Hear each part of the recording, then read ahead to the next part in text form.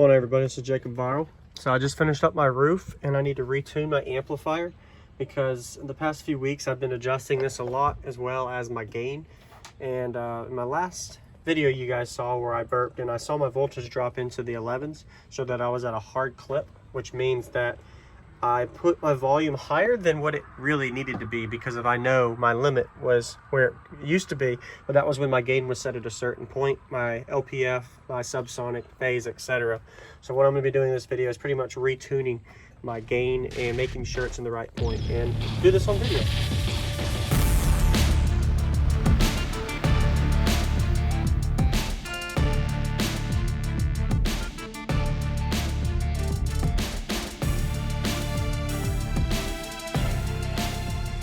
So I currently use the SMD tool for this, but I'll also kind of show you by eyeballing it without the SMD how I would tune it without this. So pretty much two ways, because not everybody's going to own one of these.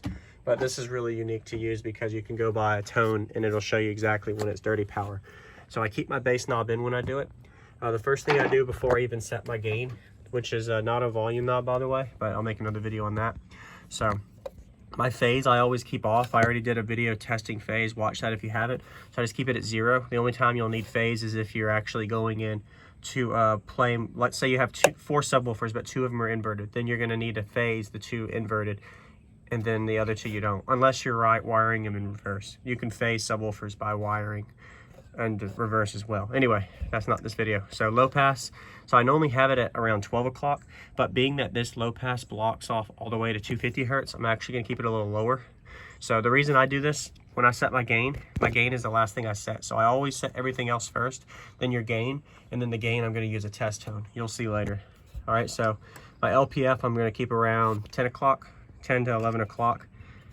Before I had it at 12, but that's because I was relying on the head unit for that cutoff point. But I think I'm gonna actually have the cutoff point on the amplifier. So for subsonic, I actually had this one originally at 12 o'clock as well, which was right around 30 to 35 hertz because my box is tuned a little higher now. But what I'm gonna do is actually have that right around 11 o'clock. So that way I cut it off around 27, 28 hertz. And that drastically can change. There'd be a big difference. So there's times I might cut the subsonic down to either off at 10 hertz or at the 9 o'clock mark. But what happens with that then is I'm putting a lot more power in that low 20 hertz range, which is causing my subwoofer to bottom out a lot easier. So I try to keep that one more up towards the safe zone, around 28 hertz, 30 hertz for me. It's a sealed enclosure, but being such a small sealed enclosure, it's a bigger ratio, so it doesn't have as good of cone control and it slopes off with this much port area. So it's not a burnt box, but the cone control is not the best for my enclosure because I have a lot of port area, so you don't have as much pressure containment inside of the box as I would in the whole vehicle. That's why it's as loud as it is too. All right, so now the gain. So I have my gain all the way down to min. So a lot of amplifiers, there's normally going to be a voltage range. It'll be anywhere from like 6 to 8 volts here all the way up to like 0.2 to 0.5 volts or whatever. It's easier to measure it that way manually, because then you can kind of look at, all right, well my head unit is 5 volt pre-out, but my min is a 6 volt, so I know 6 volt would be close to where it already should be. But if you're like at a 2 volt, then it would be, you would turn it up slightly and you would be able to identify that. So the goal of gain is to match your pre-out voltage at max volume where it clips on your head unit to your actual RCA inputs into your amplifier. That's the way I look at it, not as a volume knob, but as a gain match to your head unit pre-out voltage, because your RCAs here are giving you the output that you want, well, the input you want from the output of the head unit. That's going to give you your voltage supply to your actual amplifier. So anyway, there's more than one way to know about it. That's the way I look at it. I could be wrong, let me know in the comments, but let's go ahead and get started with what I need to do here. So I'm going to go to the front to tune this. So anytime I tune my amps, always, or the gain, always have your vehicle on. The reason for that is you're going to want to have your voltage at the highest point, because if you adjust your gain at say 12.6 volts or 13.2 versus the 14.8, 15 or whatever, you're gonna have a drastic difference in change.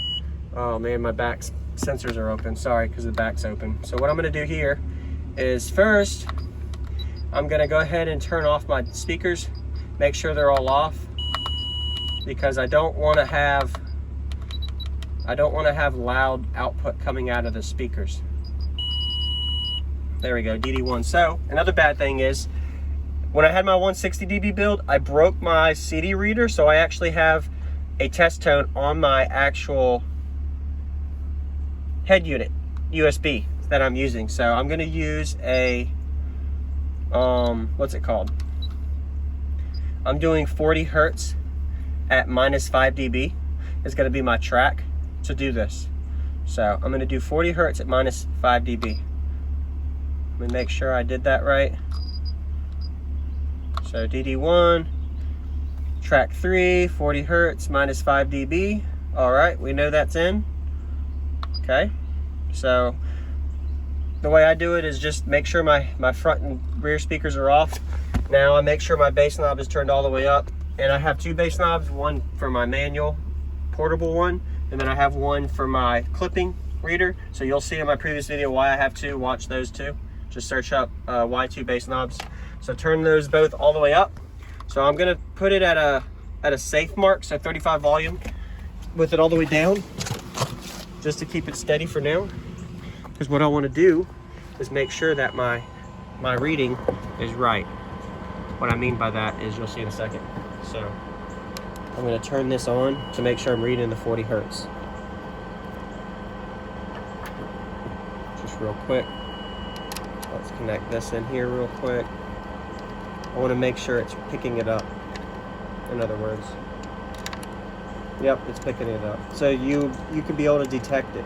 So I'm going to show you the way that I mentioned it with manually doing it versus this. I personally prefer to do it this way, because I would be able to detect clipping distortion a lot easier. But say I'm at 35 volume, just so I can kind of show you a ballpark. If I wanted to clip at that, so I'll turn my gain until it clips there. You'll be surprised. So I turned it all the way up and it didn't clip. So that means that I can have full volume, or up to 35 volume, and I won't have clipping at 0 dB, or -5 decibels. So I have 40 hertz detected, and it's at min. So I'm gonna go turn it up to where I play safely. So let me go do that real quick. So most people tune their gain to max volume to clipping, which mine doesn't clip until I think 61 or 62 volume, right at the max. But see, for me, I actually tune mine to volume 25. So, or not volume 25, volume 26, sorry. So no, I'm gonna do 55, not 56. So last time it was 56, I knew where that was, but I'm gonna tune at 55 volume. Let me make sure it's,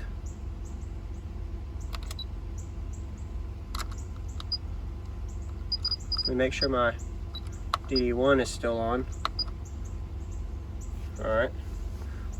Okay, so I'm gonna do it it's at 55 volume now, which is giving output to the head unit, or the amplifier right now. So you're gonna hear a sound when I get it to a certain volume, watch. So it's gonna make a sound when I get to clipping. See? You heard that? So when you hear that little zzz, so that little zzz means it's clipping majorly. All right. So you can see it slightly on. See how it's blinking? So that means it's almost to not clipping. There you go. So there you go. I just set my gain with that. So with that sound you heard is the way I would manually do it, and I would turn it down slightly until I didn't hear that sound, but not every amplifier does that, so just regard that. So my gain is almost where it was before. Last time I tuned this, my subsonic was down a lot more, but I tuned it to where my subsonic was slightly higher. All right, there you go. And that's how I tune it. So let me go turn this down. So that's really how I do it. Also, you watch my other videos, I show you how to tune it with a multimeter to the max voltage output of the amplifier. So the reason that I do it that way too is because you want to know what your voltage is output wise on your amp.